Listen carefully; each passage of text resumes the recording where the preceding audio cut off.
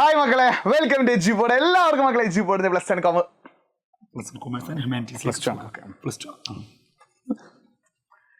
Hi മക്കളെ, welcome to AG board. എല്ലാവർക്കും മക്കളെ എജി ബോർഡിന്റെ plus two commerce and humanities ചാനലിലേക്ക് സ്വാഗതം. It's me Nafi, it's me your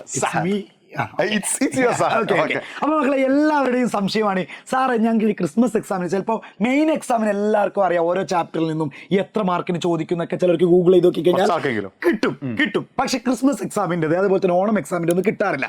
അപ്പൊ നമ്മളോട് ഒരുപാട് കുട്ടികൾ മെസ്സേജ് ചെയ്തിട്ടുണ്ട്, സാറേ ക്രിസ്മസ് എക്സാമിനുള്ള ഓരോ ചാപ്റ്റേഴ്സിന്റെ വെയിറ്റേജ്, ഓരോ ചാപ്റ്ററിൽ നിന്ന് എങ്ങനെ പഠിക്കണം, എത്ര കുറേ പഠിച്ച് മാർക്ക് സ്കോർ ചെയ്യണം എന്നൊക്കെ മനസ്സിലാക്കി തരുമോ എന്നൊക്കെ ചോദിക്കാറുണ്ട്. യെസ്, അപ്പൊ നമ്മൾ ഇന്നത്തെ പരിപാടി പ്ലസ് ടു ക്രിസ്മസ് എക്സാമിന് ഹിസ്റ്ററിയിൽ ഓരോ ചാപ്റ്ററിൽ നിന്നും എത്ര മാർക്കിലാണ് ചോദിക്കുന്നത്. അതിന് മുന്നേ ഞാനൊരു കാര്യം ചോദിച്ചു, നിങ്ങൾ കറക്റ്റ് ആയിട്ട് ഒന്ന് കമന്റ് ചെയ്യണം കേട്ടോ. നിങ്ങൾ പ്ലസ് ടു ഹിസ്റ്ററിയിൽ എത്ര ചാപ്റ്റേഴ്സ് പഠിച്ചു കഴിഞ്ഞ ആളുകൾ യെസ് എന്നും അവരുടെ പേരും അവർ പഠിക്കുന്ന സ്കൂളും കൂടി ചേർന്ന് കമന്റ് ചെയ്യുക. ഇനി നിങ്ങൾ എത്ര ചാപ്റ്റർ ആണ് എണ്ണം, ആ എണ്ണം കൂടി ചേർത്ത് കമന്റ് ചെയ്യുക. നമ്മൾ നേരെ മറ്റൊന്നിനല്ല, നിങ്ങളെ വീട്ടിൽ തിരിഞ്ഞു വന്നിട്ട് നിങ്ങൾ അറിഞ്ഞു നേരെ കലവറയിലേക്ക് കടക്കാം. അതായത് 5ാമത്തെ ചാപ്റ്റർ മുതൽ 13ാമത്തെ ചാപ്റ്റർ വരെയാണ് ക്രിസ്മസ് എക്സാമിന്റെ പോർഷൻ വരുന്നത്. അതിൽ 5ാമത്തെ ചാപ്റ്റർ ആയിട്ടുള്ള through the ice of travellers എന്നുള്ള ചാപ്റ്ററിന് 4 മാർക്കിന്റെ ക്വസ്റ്റ്യൻ ആണ് എന്ത് ചെയ്യുക, ചോദിക്കുക. 6ാമത്തെ ചാപ്റ്റർ ആയിട്ടുള്ള ഭക്തി സൂഫി ട്രഡീഷന് 6 മാർക്കിന് ചോദിക്കും. 7ാമത്തെ ചാപ്റ്റർ അതെന്ന് വെച്ച് കഴിഞ്ഞാൽ അത് എന്റെ ചാപ്റ്റർ, ഞാൻ നിങ്ങൾക്ക് അടിപൊളിയാക്കി തരാനുള്ള ചാപ്റ്റർ. ഓക്കെ, നമ്മുടെ ഇമ്പീരിയൽ ക്യാപിറ്റൽ വിജയനഗരന്റെ ചാപ്റ്റർ ഉണ്ട്, അതിൽ നിന്ന് ഏകദേശം 11 മാർക്കിന് ചോദിക്കും. അപ്പൊ നിങ്ങൾ മനസ്സിലാക്കേണ്ടത്, ഇമ്പോർട്ടൻസ് കൊടുത്ത് പഠിക്കേണ്ട ചാപ്റ്റർ ഈ ഒരു മാർക്ക് കണ്ടു കഴിഞ്ഞാൽ നിങ്ങൾക്ക് കൃത്യമായിട്ട് മനസ്സിലാക്കും. അതുപോലെ തന്നെ പെസന്റ് ജമീന്ദാർ ആൻഡ് സ്റ്റേറ്റ് നമ്മുടെ മുഗൾ കാലഘട്ടത്തിലുള്ളത് 13 മാർക്കിന് ചോദിക്കുന്നുണ്ട്. കിടിലൻ ഇതാണ്. കിങ്സ് ആൻഡ് ക്രോണിക്കിൾസ് അല്ലെ, നമ്മുടെ ഐനി അക്ബരി അക്ബർ നാമൊക്കെ വരുന്ന ആ ചാപ്റ്ററിൽ നിന്ന് 14 മാർക്ക്. എന്ന് വെച്ച് കഴിഞ്ഞാൽ ആ ഭാഗത്ത് നിന്ന് എസ് എ ക്വസ്റ്റ്യൻ ഒക്കെ വരാൻ സാധ്യത കൂടുതൽ ആ ഭാഗത്തു നിന്നാണ്. അതുപോലെ തന്നെ colonialism and the country side, അതിലാണ് നമ്മുടെ സാന്താൾ വിഭാഗം, പഹാരിയ, ഇതൊക്കെ ഇല്ലേ നമ്മുടെ പെർമനന്റ് ലാൻഡ് റവന്യൂ സിസ്റ്റം, അതിൽ നിന്ന് 8 മാർക്കിനാണ് ചോദിക്കുന്നത്. എന്നാൽ കണ്ടോ, എസ് എ ക്വസ്റ്റ്യൻ തെളിഞ്ഞു നിൽക്കുന്നത്, മാനത്ത് അമ്പിളിമാവനെ പോലെ ചിരിച്ചു നിൽക്കുന്ന as a question rebels and രാജിൽ നിന്നാണ്.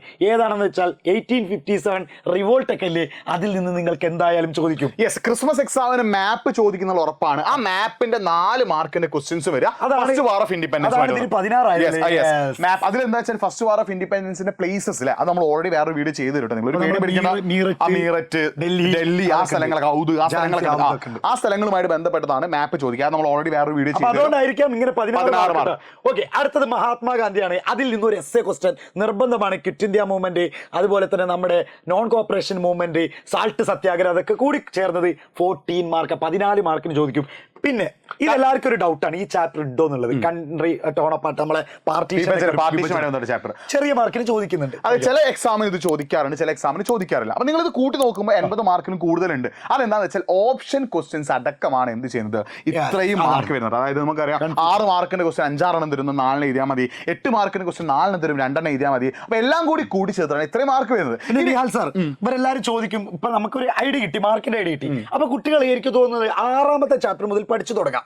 എന്നിട്ട് ഏകദേശം 12ാമത്തെ ചാപ്റ്റർ നമ്മുടെ ഗാന്ധിജിന്റെ പാഠം വരെ കൃത്യമായിട്ട് പഠിച്ചു കഴിഞ്ഞ് നല്ലത് അങ്ങനെ കലക്കി കുടിച്ചു കഴിഞ്ഞ ശേഷം നിങ്ങൾ എന്ത് ചെയ്യുക, നേരെ അതിന് കൂടെ തന്നെ കുട്ടികളുടെ ഡൗട്ടാണ്, ഓണം എക്സാമിന്റെ പോർഷൻസ് ക്രിസ്മസ് എക്സാമിന് ചോദിക്കണം. അതും ചോദിക്കാറുണ്ട് കേട്ടോ.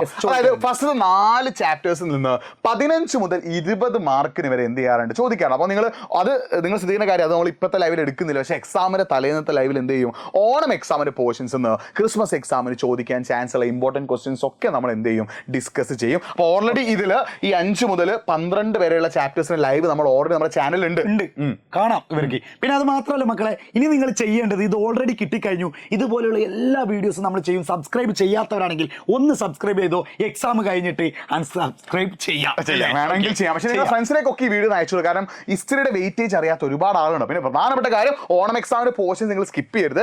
മാക്സിമം 20 മാർക്കാണ്, മിനിമം ഒരു 12 മുതൽ എന്തായാലും ചോദിക്കും. അപ്പോൾ അതിന്റെ എ പ്ലസ് കിട്ടണമെങ്കിൽ, ഫുൾ മാർക്ക് കിട്ടണമെങ്കിൽ നിങ്ങൾക്ക് എന്ത് വേണം, ഓണം എക്സാമിന്റെ പോർഷൻസ് കൂടി വേണം. അപ്പോൾ അതിന്റെ ഒരു സെപ്പറേറ്റ്, അതിന്റെ ക്വസ്റ്റ്യൻസ് കൂടി ഇൻക്ലൂഡ് ചെയ്ത ലൈവൊക്കെ നമ്മൾ എക്സാമിന് തലേന്ന് തരും. പിന്നെ ഓൾറെഡി ഇതിന്റെ ലൈവുകളൊക്കെ നമ്മുടെ ചാനൽ അവൈലബിൾ ആണ്. നിങ്ങൾ അത് നിർബന്ധമായിട്ടും കാണാൻ സെറ്റ് ആക്കുക. നിങ്ങൾക്ക് എന്തെങ്കിലും സംശയങ്ങൾ, ഹിസ്റ്ററിയുമായിട്ട് ബന്ധപ്പെട്ട ഡൗട്ടുകളൊക്കെ ഉണ്ടെങ്കിൽ നിങ്ങൾ കമന്റ് ബോക്സിൽ ചോദിക്കുക, നമ്മൾ സെറ്റ് ആക്കി തരും, റെഡി ആക്കി തരും. വീഡിയോ കാണുന്നത് മുതൽ നോക്കി വെച്ചോ, കൃത്യം 7 മണിക്ക് നമ്മുടെ ചാനലിൽ നിങ്ങൾ വന്നിരിക്കണം. വന്നു കഴിഞ്ഞാൽ നിങ്ങളുടെ ഉപകാരം എന്താണ് സാറെന്ന് വെച്ച് കഴിഞ്ഞാൽ അതൊരു സ്വപ്നസുന്ദരമായ ഫുൾ മാർക്കാണ് നമ്മൾ മിഷൻ ചെയ്യുന്നത്. ഒരുപാട് കുട്ടികൾ നമ്മളെ കൂടെ ഫുൾ മാർക്ക് വാങ്ങിയിട്ടുണ്ട്. നിങ്ങൾക്കും പിന്നെ ഹിസ്റ്ററി വേറെ അവിടെ കൊടുക്കുന്നില്ലല്ലോ. ഇല്ല, അപ്പൊ നിങ്ങൾ കേരളത്തിൽ നമ്മളേ ഉള്ളൂ, എജുപോർട്ടേ ഉള്ളൂ. അതങ്ങോട്ട് മനസ്സിൽ കണ്ടേക്ക. ഹിസ്റ്ററി തരാൻ അല്ലെങ്കിൽ കൊമേഴ്സ് ഹ്യൂമാനിറ്റീസ് തരാൻ വേണ്ടി നമ്മുടെ കേരളത്തിൽ ഏറ്റവും അടിപൊളിയായിട്ട് ഞങ്ങൾ അത്രത്തോളം കോൺഫിഡൻസോട് കൂടി പറയണമെന്നുണ്ടെങ്കിൽ അത് അങ്ങനെ തന്നെ ആയതുകൊണ്ടാണ്. അപ്പൊ കൃത്യമായിട്ട് നമ്മളെ സബ്സ്ക്രൈബ് ചെയ്തു വെക്കുക.